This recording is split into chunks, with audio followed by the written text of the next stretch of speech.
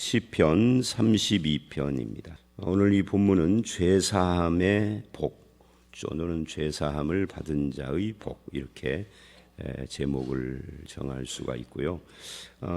매일 성경은 회개 정직한 자들의 고백이라고 그랬는데 이건 이제 10절, 11절 말씀을 가지고 그렇게 정한 것 같습니다.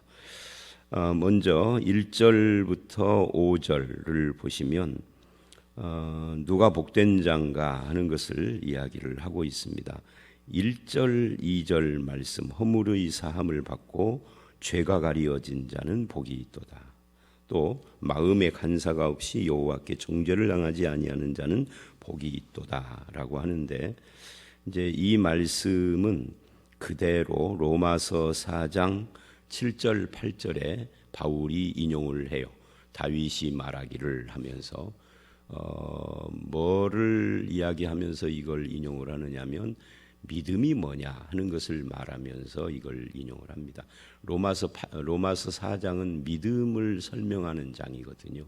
그러면서 아브라함의 믿음의 예를 이야기를 하고, 이것이 아브라함만의 이야기가 아니라 다윗도 이렇게 할 때 이 구절을 인용을 합니다. 그래서 저는 이제 이 구절을 그 로마서 4장 7, 8절에서 제가 설명을 할 때 이런 설명을 하죠.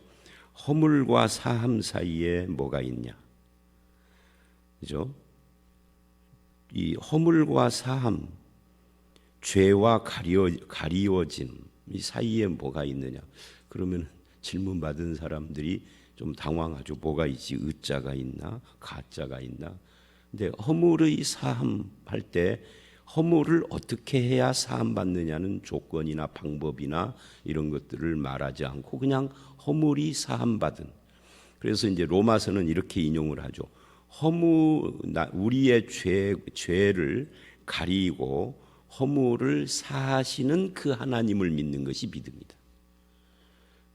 그러니까 허물과 사함 사이에는 아무 방법이나 이유나 조건이나 이런 것이 등장하지 않는다는 거죠. 어떻게 해야 허물을 사함받는다 이런 말을 하지 않는 거죠. 어쨌든 이 하나님의 은혜입니다. 하나님의 은혜로 허물과 죄가 사함받고 가리워진 자의 복을 1절은 말을 하고 있고, 또 2절은 마음에 간사가 없는 자의 복, 하나님께 정죄를 당하지 않는 자의 복, 이게 전부 다 하나님과의 관계에서 복을 말하고 있습니다.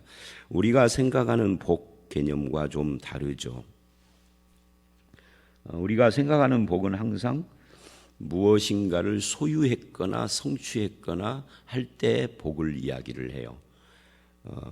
그래서 부자가 되는 복, 건강하게 된 복, 이런 것들을 이야기를 하죠. 그런데 성경은 그런 것을 말하기 전에 하나님과의 관계에서 죄, 허물, 마음의 간사, 정죄, 이런 하나님과의 관계에서 복을 이야기를 하고 있다 하는 것이 그 특징입니다. 성경의 복의 의미입니다.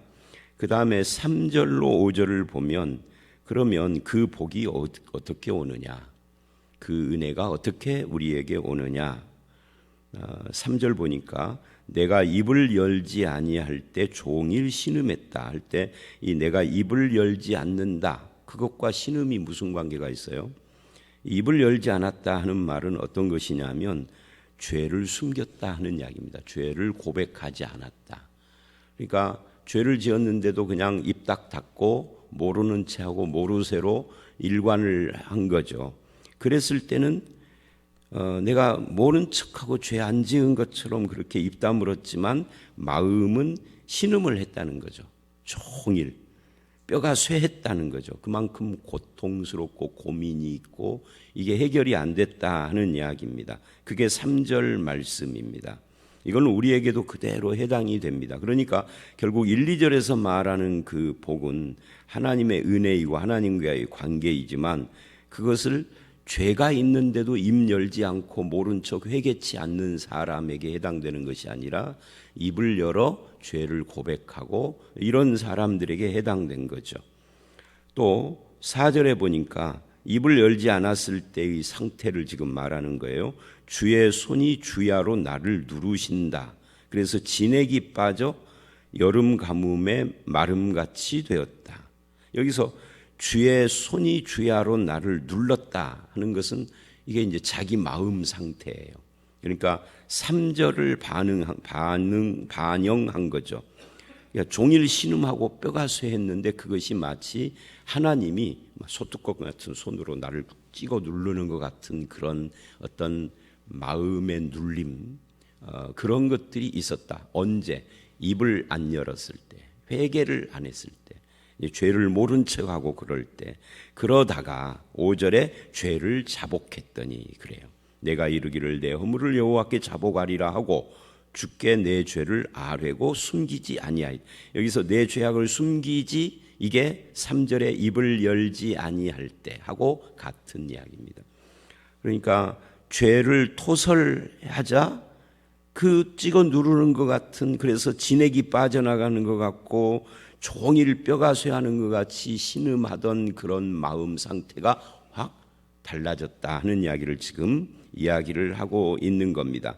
그랬더니 곧 사함, 죄악의 사함을 받았다라고 고백을 합니다. 그러니까 이게 결국 오늘 이 본문은 죄 사함 받은 자의 복이죠. 이것은 하나님께서 만들어내신 작품입니다. 어떻게 만드셨죠? 찍어 누르신, 손으로 찍어 누르는 것 같은 그런 마음 상태. 여러분, 똑같은 죄를 짓고 입을 다문 사람이 둘이 있다고 하십시다. A와 B.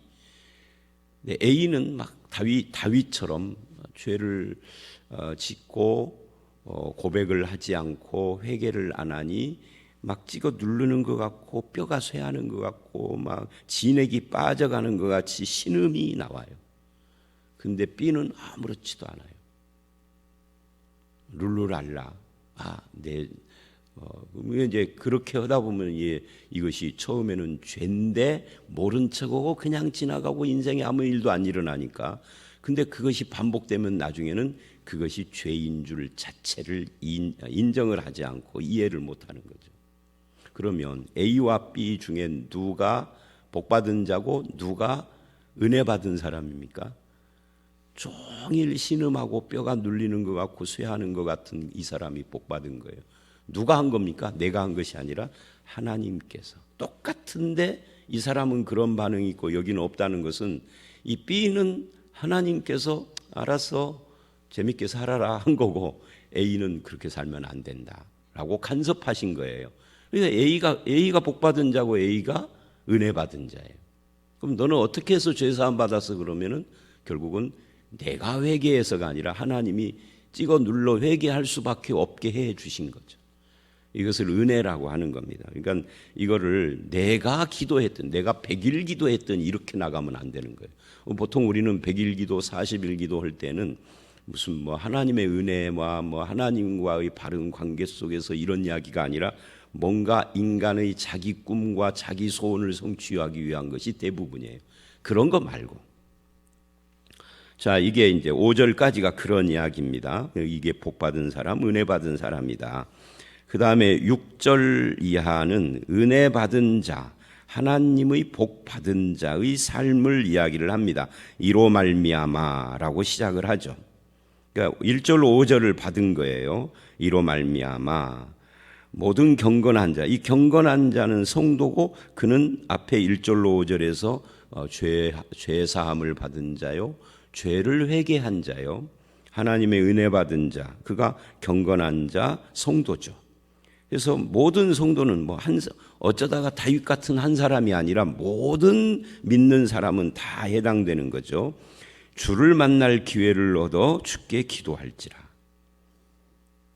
주를 만날 기회를 얻어, 이 말이 난하주, 그러니까 이 말 앞에 보면은 이 하고 괄호로 되어 있어요. 이걸 난하주라고 그래요. 그러니까 옛날에는 이 성경이 오늘날처럼 가운데 이렇게 있고 양쪽에 설명이 있고 아니면 그냥 이렇게 가로로 쭉 되어 있는 게 아니라 옛날 성경은 세로로 이렇게 되어 있었어요. 그래서 뭘 설명을 하려면 맨 밑에 성경 맨 밑쪽에다가 이 하고 이렇게 작은 글씨로 설명을 해서 이걸 난하주라고 불렀어요. 요즘은 난하주라고 하는 말 자체를 잘 안 쓰죠.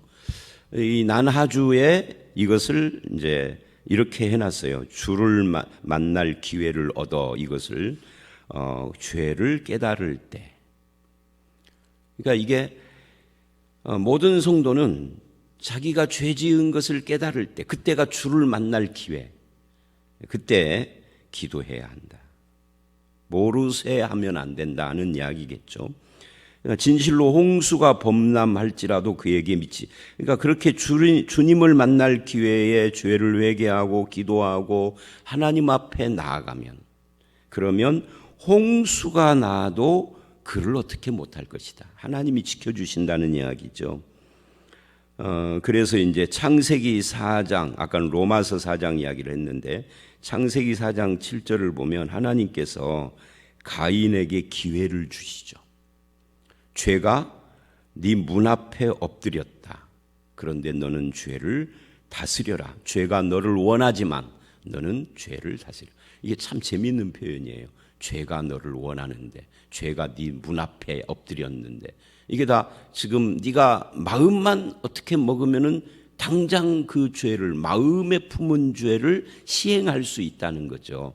근데 마음의 죄를 품은 상태에서는 하나님이 지금 그거 회개해 이렇게 한단 말이죠.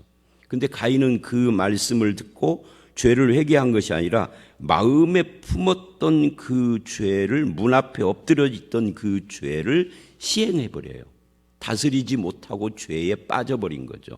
그러니까 하나님께서 그렇게 기회를 주셨다는 거죠. 근데 이게 바로 이제 오늘 이 6절 말씀이에요. 주를 만날 기회를 얻었을 때 주님께 기도하고 회개하고 해야 하는데, 그러면 홍수가 와도 어떻게 너를 해보지 못할 정도로 하나님이 보호할 텐데, 그런데 그렇게 하지 않고 가인처럼 그 문 앞에 엎드려 있는 죄, 개 같은 그 죄의 끈을 풀어서 가서 물게 해버린 거죠. 그러니까 죄를 시행하기 전에 하나님이 기회를 주고, 죄를 품었을 때에도 기회를 주고, 심지어 죄를 짓고 난 뒤에도 기회를 주시는 하나님인데 그거를 붙잡지 못하는 어리석음을 말하는 겁니다. 그러지 말아라. 이제는 죄사함의 복을 받은 경건한 성도들은 그렇게 살면 안 된다는 삶을 이야기를 합니다. 왜 홍수가 범람에도 미치지 못하는가? 7절을 보면 주는 나의 은신처이시기 때문에, 주님이 나를 환난에서 보호하실 것이기 때문에 구원의 노래로 나를 두르시리이다. 마치 이 말씀이 최근에 우리가 주일날 봤던 출애굽기 15장처럼 구원의 확신의 노래하고 비슷한 표현이죠.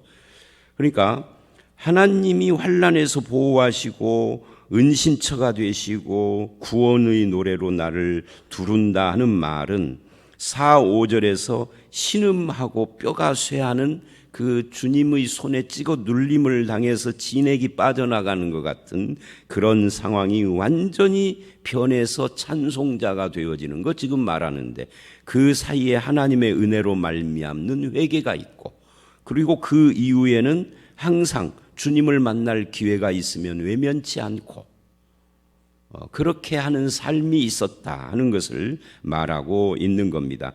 요즘 마치 우리가 살아가고 있는 이 코로나 시대하고 비슷하죠. 다들 신음을 해요. 제가 성도님들 만나면 모두에게 다 물어보는 건 아니지만 조금 이렇게 질문을 해보는 경우가 있어요. 어떠시냐고. 근데 10명 물어보면은 7, 8명은 다 어렵다고 그래요. 배달 쪽하고 연관된 사업 하시는 분들은 어렵다고 하는 말을 않더라고요. 또 어떤 경우에는 우리는 그래도 괜찮아요. 조금 빠지기는 했어도 그래도 그렇게 괜찮습니다 하는 분들도 간혹 있어요. 근데 대부분은 어렵다고 합니다. 근데 그 어려운 상황 속에서도 이제 어렵고 힘들고 이 코로나가 장기화되면서 사람들이 이제 염려가, 목사로서의 염려가 하나님을 만날 기회 자체를 외면하거나 또는 스스로 포기해버리거나 그런 마음들이 자꾸 생길까 봐. 근데 이 본문은 지금 주님을 만날 기회를 얻었을 때 외면하지 않고 포기하지 않고 주께 나아가라, 이 이야기를 하고 있는 겁니다. 그 말은 주님의 손이 눌러서 진액이 빠져 여름에 마른 강물처럼 그렇게 되었을 때에도 주께 나아가는 삶이 중요하다는 것을 지금 보여주고 있는 겁니다. 이걸 포기하면 인생의 최후의 수단 다 포기한 거예요. 그리고 8절로 11절, 이제 하나님의 이 인도와 훈계를 이야기를 합니다. 내가 내 갈 길을 가르쳐 보이고. 누가 하는 말입니까? 하나님께서 갈 길을 가르쳐 인도하시겠다는 거예요. 너를 주목하여 훈계하리로다. 어떤 너를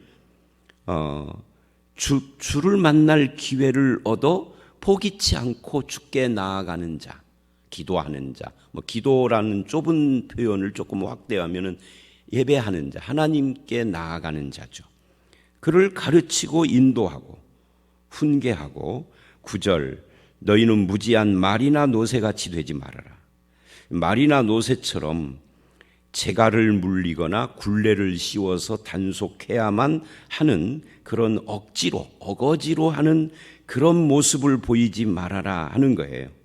재갈과 굴레가 아니면은 도무지 움직이지 않는, 그러니까 마치 주의 4절처럼 주의 손이 찍어 누르지 않으면은 반응도 않는 그런 사람 하지 말고, 처음에 믿음 없을 때는 그랬을지라도 이제는 이 재갈도 굴레도 없지만 항상 주님께 가까이 하는, 말과 노새가 아닌 그런 삶을 살아라 라고 지금 이야기를 합니다.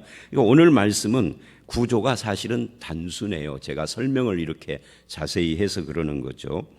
10절 11절입니다. 악인에게는, 이제 결론이에요.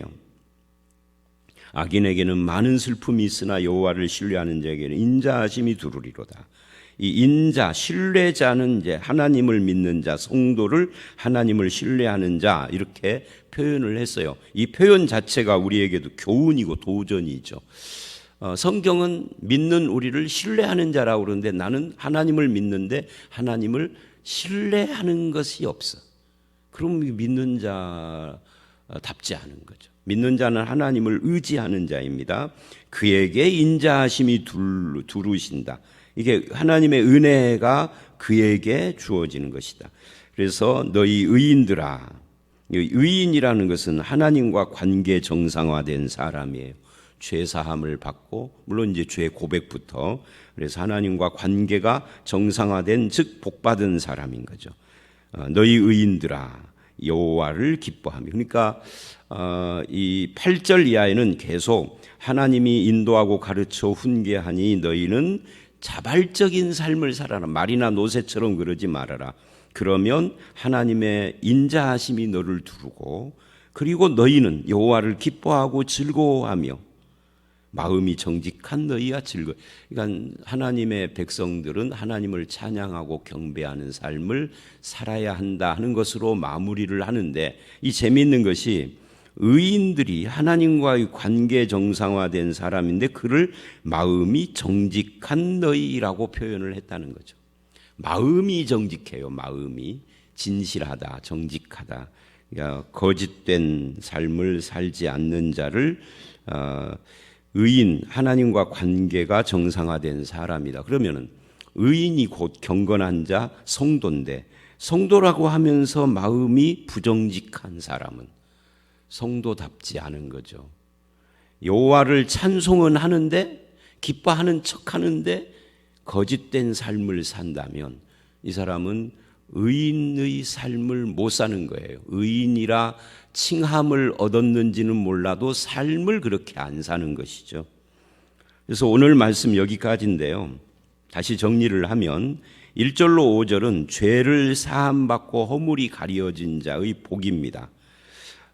이 사람은 이렇게 모르쇠로 침묵하는 자가 아니라 입을 열어 자복하는 사람이죠.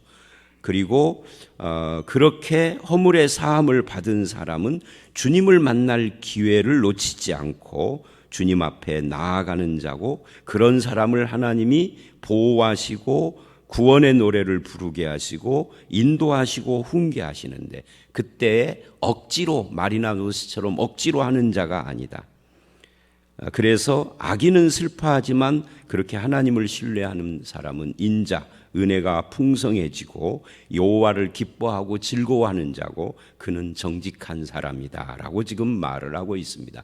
이 말씀에 빗대어서 맨 앞에 나오는 죄사함, 허물과 죄 사함의 복이 여러분에게 있는지 점검하시고 그 다음에 그런 사람이 살아가는 삶의 태도인 6절 이하의 그런 그 하나님이 말씀하시는 삶이 내 삶의 열매로 드러나고 있는지 이런 것들을 점검해 보셔서 정말 복된 성도, 하나님을 신뢰하고 경건한 하나님의 백성으로 살아가는 저와 여러분들이 다 되시기를 주의 이름으로 축원합니다. 함께 기도하겠습니다.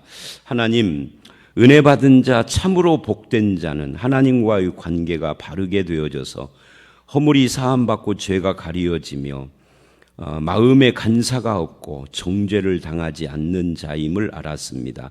그는 입을 다물고 있는 자가 아니라 하나님께 죄를 아뢰고 자복하는 사람인데 아버지 하나님, 죄를 사함받은 경건한 하나님의 백성은 날마다 주님을 가까이 하고 주님을 찬양하며 주님을 나의 보호자, 은신처로 삼고 정직한 삶, 하나님을 찬양하는 삶, 그 인자와 은혜를 누리는 삶을 산다고 했습니다. 우리 모두가 그렇게 하루하루를 살아가며 주님을 바라보고 주님께 늘 가까이 하는 삶 살 수 있도록 붙잡아 주시고 이 모든 것이 주님이 주시는 은혜의 열매인데 그 은혜를 외면치 않는 삶을 살게 하여 주시옵소서. 예수님 이름으로 기도드려 싸움나이다. 아멘.